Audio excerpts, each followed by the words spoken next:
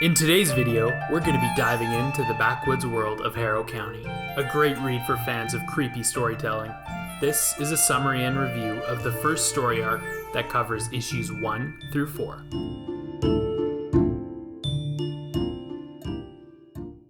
Harrow County is a Southern Gothic horror title that first hit stands in May of 2015.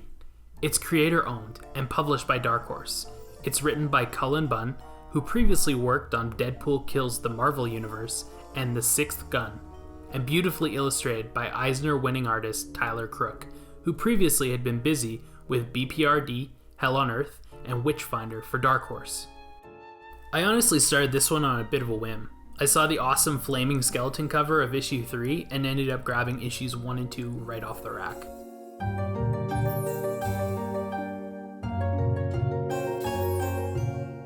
The story focuses on a young girl named Emmy, about to turn 18. These first issues are an unraveling of her connection to the creatures that crawl in the woods that surround her home. But Harrow County is as much about the place as it is about the protagonist. Readers are also given insight into the history of the town and the deep secrets that the townspeople keep from Emmy. The opening 3 pages of the first issue are especially powerful and cinematic. They give a brief dark history to the town and its gruesome killing of the witch, Hester Beck. Right away, the art grabbed me. I knew once I had finished the introduction and turned to the opening credits page that this series was something special. As far as subject matter goes, you can pretty much tell if this series is for you by the 3rd page. It's quite graphic, but it sets the tone for issues to come.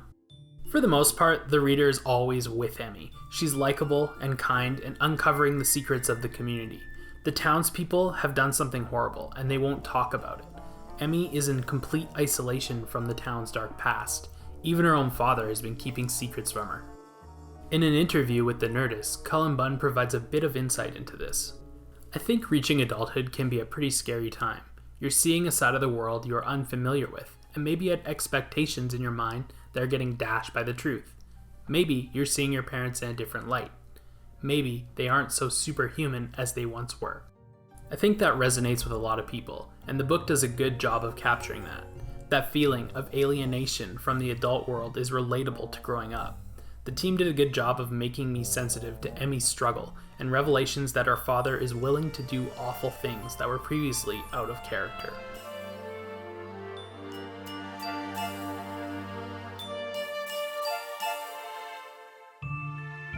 Throughout the story, there's a duality to the characters of Hester Beck and Emmy. Hester is a healing woman, curing frailties of the townspeople. However, livestock somehow die in her presence, and it implies that newborns are sacrificed to strange creatures in the woods.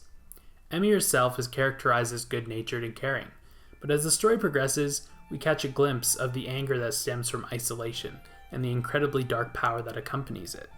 It's fair to assume that the opposing forces of good and evil will play a major part for Emmy in the future.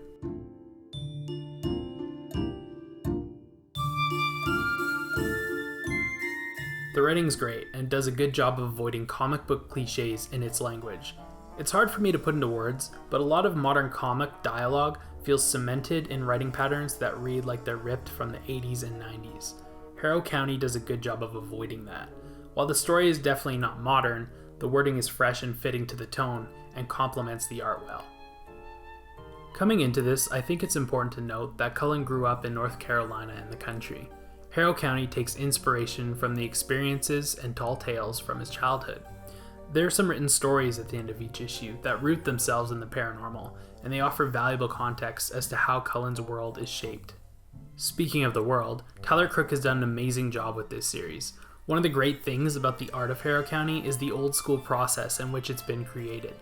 Tyler has stated that he does the lettering first and then the art. The inking and colors are mostly analog and hand painted by watercolor. There are some great process videos posted by Tyler, and I'll link to those in the description. They're definitely worth your time. Everything about the art of Harrow County is exceptional, but the watercolors are definitely the star here. Tyler really has a way of making the trees and plants of the woods scary and creepy. Something about the trees in this book gave me chills. The artist himself has stated that the #1 influence was Swamp Thing. For me personally, The way he paints nature brought me back to my days of reading Calvin and Hobbes and their adventures. The golden brown hues capture the beauty of the South while also retaining the eeriness and confinement of the woods.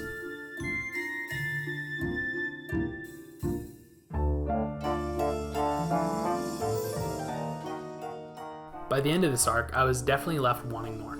Many of the questions I had had from the beginning were finally clarified. If this were a miniseries, I would say that I got enough out of the first 4 issues to be satisfied. Luckily, it's ongoing. There's more to come, and a nice twist at the end of issue 4 has me excited for the series to continue. One last note, the one-pagers at the back of the books are great.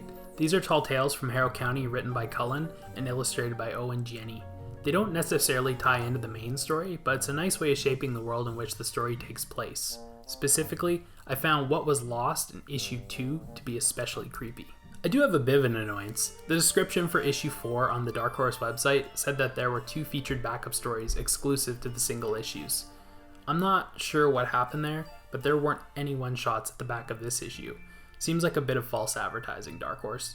And if I had any other complaints, it's that sometimes Emmy seems a little too accepting of the insane things going on around her. Most people her age would be terrified and in shock at the events taking place. But this is a horror comic that needs to move along at an even pace, and so it really didn't bother me all that much. Cullen Bunn and Tyler Crook have done an excellent job of crafting a world that the reader can get lost in. The characters are likable, and I found the situations to be relatable. I'm still subscribed to this series after reading those final pages of issue 4. Overall, Harrow County is a great little horror title, and I'm glad I picked it up. I've also heard that fans of Lock and Key will enjoy this. I myself haven't read that series yet, but based on the recommendation, I think that's the next horror title on my list. The trade paperback of this comes out on December 2nd, 2015 under the title Volume 1 Countless Haints. If you've missed the single issues of this, I would suggest subscribing at your local comic book shop now and then picking up the trade paperback to fill in the gap. Volume 1 will collect the 4 issues that I've covered in this video. For people who like to wait, it looks like Volume 2, Twice Told, will be releasing April 26, 2016, and will collect issues 5 through 8. I'll do another review once those issues have been released. Thanks for watching. I hope you liked this review of Harrow County. As always, if this video has helped you, please help me out by liking, subscribing, and recommending it to anybody who you think will enjoy the series.